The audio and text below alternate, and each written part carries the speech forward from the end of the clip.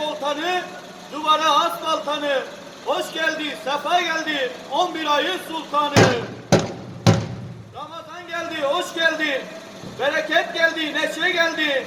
Sahur vakti geldi. Haydi kalkın sahura, ezan vakti geldi. Allah razı olsun. Zaten vali ettiği zaman toprağını yıkacağım. İsviçre'ye uçak gidiyor. Şu anda misafirlerimiz Almanya'dan Ağrı'ya geldiler. Geldiği günden beri misafirlerimize en iyi şekilde Ağrı'da misafirperverliğin kanıtını sağlamaya çalışıyoruz.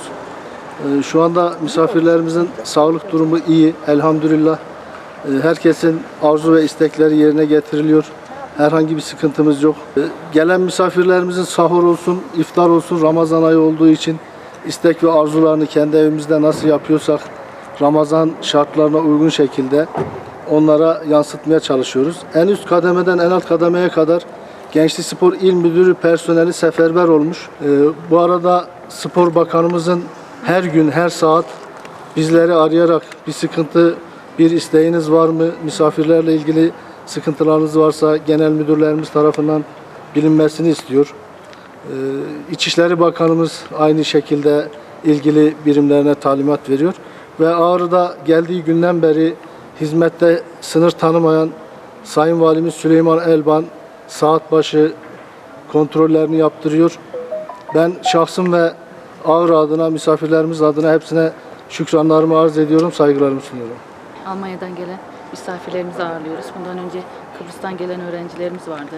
Daha öncesinde İran'dan gelen misafirlerimizi ağırladık. Askerlerimizi ağırladık. En iyi şekilde ağırlamaya çalışıyoruz. Evlerindeki rahatlığı burada sağlamaya çalışıyoruz. Kendim ve ekibimle birlikte, tabii ki bu ekip işidir. Temizlik personellerimizden güvenliğimize kadar hepimiz onların hizmetindeyiz. Her gün on katları gezeriz, ihtiyaçlarını sorarız. Bu şekilde hizmet veriyoruz hep.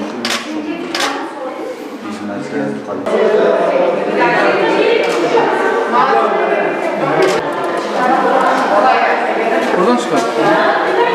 Eşim, ben ve oğlum üçümüz birlikte Almanya'dan Türk Hava Yolları'nın seferiyle Ağrı'ya karantina yurtlarına geldik. Odalar gerçekten büyük. Normal bir otel odası standartına göre daha büyük. Kızılay Başkanı gün aşırı gelerek bizlere işte bir ihtiyacımızın olup olmadığı, yemeklerin lezzetli olup olmadığı, başka neler yapabileceği ile ilgili sürekli bilgi alışverişinde bulundular.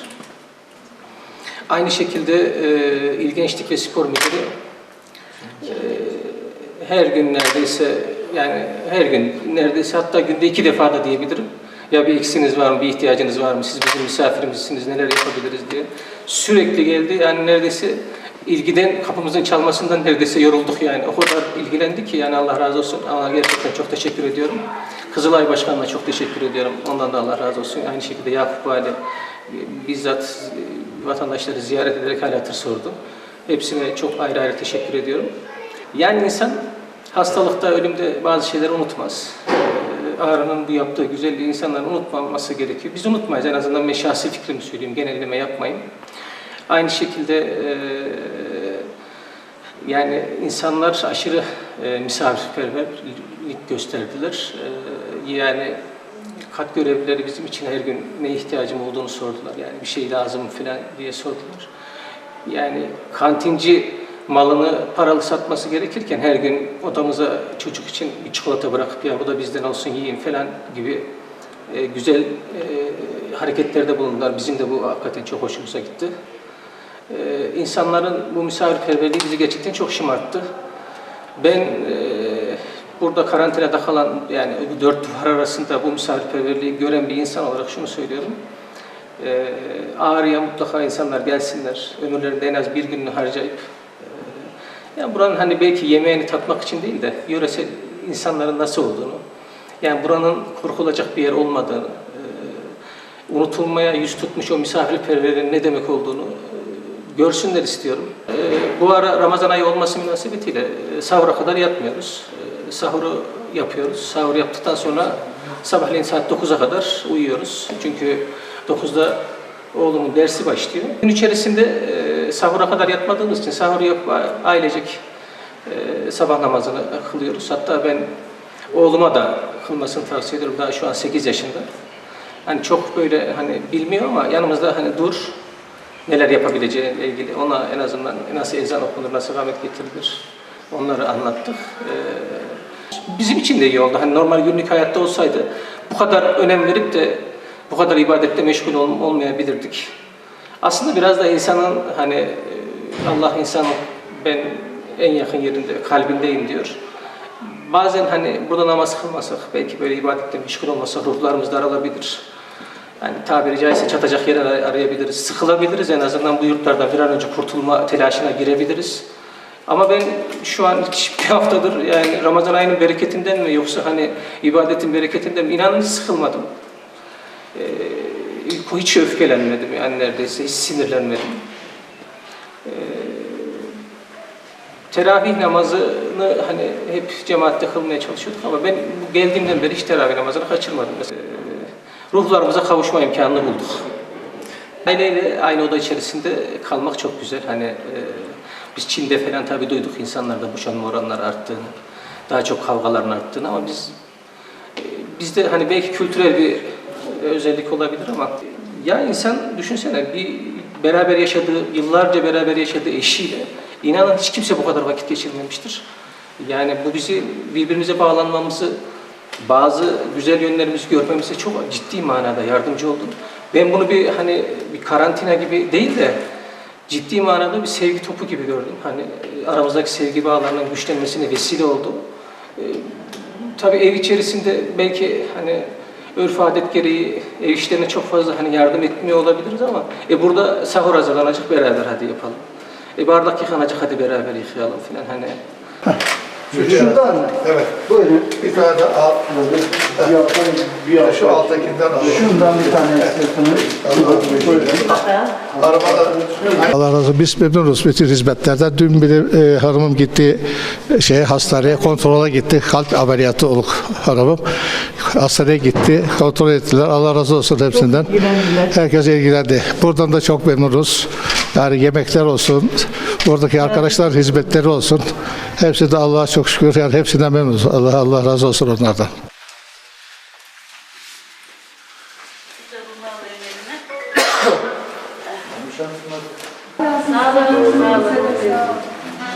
Bir çekin, bir dakika.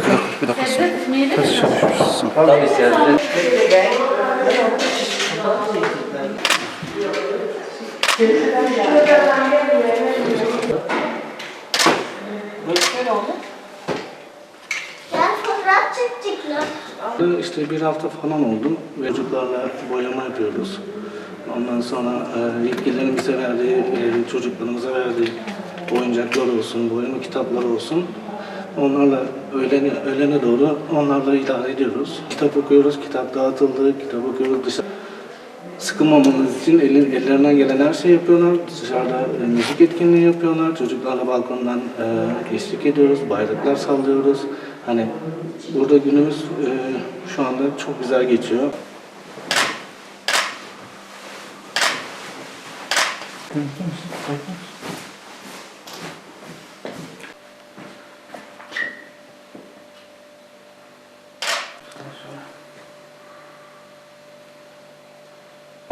Ee, 22 Nisan'da buraya geldik. Havaalanından itibaren çok iyi şartlar altında karşılandık. Gerek oradaki güvenlik güçleri olsun, gerek sağlık personeli olsun, her türlü yardımı yaptılar. Özellikle oradaki işlemlerimizi bir an önce çabuklaştırıp gece 23 olmasına rağmen insanlar geç saatte olduğu halde çorba ikramı yapıldı, çay ikramı yapıldı. Günlük olarak da her türlü isteklerimiz karşılanıyor, temin ediliyor. Buradaki çalışanlardan çok memnunuz.